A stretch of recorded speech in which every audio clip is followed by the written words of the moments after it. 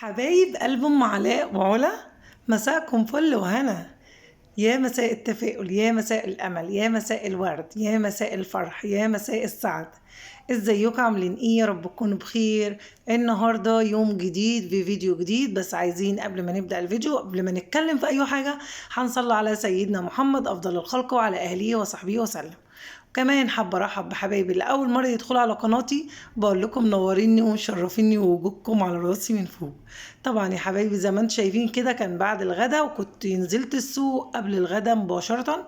جبت شوية طلبات، يعني جبت كده 2 كيلو طماطم اللي هي القوطة زي ما بتسموها، وربع كيلو ليمون، وجبت 2 كيلو بطاطس، وجبت مناديل اللي هي المناديل السايبة دي زي ما بنقول كده، من غير علبة، بيوزني مثلا ب5 جنيه، ب6 جنيه، ب7 جنيه. وجبت بقى شوية حاجات كمان، يعني كل النهاردة كده بوظت الميزانية عشان جبنا سردين ورنجة. طبعا بعد العيد السردين والرنجة بتحلى بعد العيد، كل سنة وانتم طيبين. فالنهارده كده قلت ايه، يعني اخد اجازه اجيب سردين ورنجه ونمشي الدنيا. بس يا جماعه الاسعار غاليه جدا، كل حاجه غاليه جدا. انا عايزه اعرف كل واحده ام الاولاد زي كده بتبقى ماشيه بالبوك بتاعها مفلس بعد ما ترجع من السوق، ولا انا بس لوحدي؟ يعني مثلا اخد 100 جنيه ولا اخد 150 جنيه، ارجع من غير ولا جنيه، ببقى ماشيه كده بغني ظلموه. جايبه طبعا ب5 جنيه سلك اهوت، لسه بطلعهم احطهم في كيس لوحدهم، ابعدهم خالص في جنب. وجبت كمان كيسين صابون، الكيس كيلو، و2 كيلو خلطة، برضو كيس كيلو. شايفين الخلطة دي؟ طبعا اشغل الغسالة اهوت، ميه سخنه، حطيت شويه ميه سقعانين، وبعدين نزود ميه سخنه عشان تملة الغسيل، والغسيل ينضف معايا كده ويبقى زي الفل. حطيت شويه خلطه، مش عايزه اكتر بقى عشان طبعا الالوان، لان هغسل برضو في الميه دي الالوان. وجبت ب20 جنيه اريال على اوكسي، يعني انا بقول له عايزه برسيل، قال لي انا عندي اريال وعندي اوكسي، هحط لك الاتنين على بعضهم. فقلت له حط لي. طبعا انا سكنت في حته بعيده، بقاش عارفه اجيب ولا ولا خلطه ولا اي حاجه. ببقى كل شويه انزل من الخامس اطلع من الخامس، يعني بهدله شويه. فانا حبيت ان انا اجيب، يعني قبل ما ابدا اجيب اكل البيت او قبل ما اجيب اي حاجه في البيت، حبيت ان انا اجيب المساحيق الاول، لان بصراحه يعني بهدله بجد والله. اللون اللي انا حطيته ده وحطيته ورايا دلوقتي، كنت بقول له انا عندي دلوقتي الملابس ولادي اما بياكلوا بيبقى فيه بقع بتيجي على اللبس، فانا عايزه الحاجات دي تطلع مطرح الاكل. يعني قال لي خدي الخلطه دي، حط لي لون ازرق كده على بنفسجي، انا ما اعرفش اساسا ايه، وقال لي حط شويه في الغساله، هتنضف الغسيل وهتملته وهيبقى زي الفل. طبعا الزرار ده انا كنت سايباه بتاع الصرف بتاع الغساله مفتوح، وحطيت المسحوق وحطيت الخلطه، وسايبه الميه اللي بتتملي بتمشي في الصرف. طبعا ما لحقتش اتهنى على شويه المسحوق اللي حطيتهم من اولها كده. المهم بقى رحت مشغله الغساله وعامله دغري الزرار بتاع الصرف الغساله، عشان الميه طبعا لو ما خدتش بالي عن كده كانت زمانها مشيت كلها ولقيت الهدوم ناشفه. ما اعرفش ايه اللي جرالي. انا جايه بقى من مشوار وعملت الغدا، على ما حضرت بقى ايه، عملت سردين شويه كده مقليين بشويه زيت، والباقي عصرت عليه ليمون وشويه بطاطس وشويه بيض. والله كنت هصوره لكم، بس انا مش عايزاه كل فيديو يبقى فيه اكل اكل اكل، عشان يعني انا مش عايزه انوع لكم، عايزه يعني ايه، اديكم حماس، بس مش حكايه الاكل او تقوموا تعملوا اكل. لا، الحكايه مش كده، كمان الحكايه اللي قومي بقى ايه بعد الاكل، مش عايزين كسل، عايزين نقوم نشوف حاجه بيتنا وحاجه اولادنا.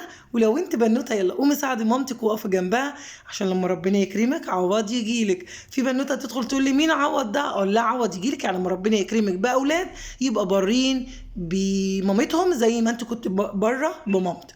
تمام. طبعا بغسل بقى الاطباق وصبنها حلو قوي، والغساله بالمره شغاله. طبعا عندي مواعين، بص الصينيه ورايا على البوتاجاز، والصينيه جنبي، وفي الارض مش عارفه امشي. طبعا المطبخ بتاعي يعتبر متر ونص في متر، يعني انا مش عارفه اتحرك فيه خالص يا جماعه. مطبخي كله عباره عن بوتاجاز وحوض والغساله الصغننه دي، وفي ضرفتين في الدخل صغننين بحط فيهم الحلل. هو ده كل المطبخ اللي عندي، الحمد لله رب العالمين. طبعا ادعوا لي يا جماعه اللي نعرف ارد حاجتي واخد حاجتي واقعد. طبعا مش هعرف ارجع بيتي تاني خالص، هقول لكم على كل حاجه بس ما يجي اوانها. ليه انا مش هعرف ارجع بيتي اللي انا كنت قاعده فيه قبل شهر؟ وقضيت عمري كله في إيجار 17 سنة ويمكن أكتر، أقسم بالله العظيم. وعملت البيت ده يعني بدموع عينيا. تعبنا جدا لحد ما بناه طوبة طوبة، وعملناه وأسسناه وقعدنا فيه. بس حسبي الله ونعم الوكيل في جيراننا، حسبي الله ونعم الوكيل في جيراننا، حسبي الله ونعم الوكيل في جيراننا. كل ده هنعرفه بس اما يجي اوان، وهقول لكم على كل حاجه. وربنا هو ربنا موجود، ربنا ما بيسيبش، زي ما بنقول كده بالمثل البلدي في مصر، ربنا ما بيسيبش الدم على اللبن. يعني لا مؤاخذة البهيمة بيبقى ماشي فيها عرق الدم مع عرق اللبن، الاتنين ماشيين جنب بعض وما بيختلطوش ببعض، كل حاجة عارفة اتجاهها، وربنا عارف دي ماشية فين وجاية منين، ما بيخلطش حاجة على بعض. فربنا ما بيسيبش أبدا. ربنا إن شاء الله ياخد حقي، وان شاء الله انا املي في ربنا كبير قوي ثم بيكم. وحاسه ان انتوا يعني سند ليا بعد ربنا، وحاسه ان انتوا تدوني امل. بقول لكم حطوا لايكات يا جماعه، شجعوني حطوا لايكات بجد والله. بحس ان انتوا يعني لو كتبتوا لي كومنت حلو، او حطيتوا لي لايكات، او حد اشتركت عندي في القناه، والله العظيم اقسم بالله يعني ببقى سعيده جدا، ببقى ناقصه اطلع زهره. تخيلوا بقى اما تلاقوا ام علاء وعلا واقفه تزغرط. طبعا كنت خلصت اللي ورايا، بصوا اتبهدلت جدا. طبعا يا جماعه ادعوا لي. انا كان عندي غساله عاديه وكان غساله اوتوماتيك، فاتحرمت منهم. فربنا ان شاء الله يعوض باذن الله، ربنا ما بينساش حد. الشقه المفروشه اللي هي بتاعه الطلبه دي. اللي اول واحده تقعد بولادها في شقه طلبه، اقسم بالله العظيم ده يعني ينفع يتعمل على حكايتي كده وايامي وعشتي وحياتي كلها، اقسم بالله العظيم ينفع يتعمل عليها مسلسل، اقسم بالله لا يكسر الدنيا. اقسم بالله العظيم انا بحلف وربنا يحاسبني على الحلفان ده، لو اتعمل مسلسل على حياتي وعلى الناس اللي انا عشت معاهم وعلى جيراني وعلى الناس اللي كانت اقرب الناس ليا، لا يتعمل مسلسل جامد جدا، بص هيكسر الدنيا بمعنى اصح. فالحمد لله رب العالمين.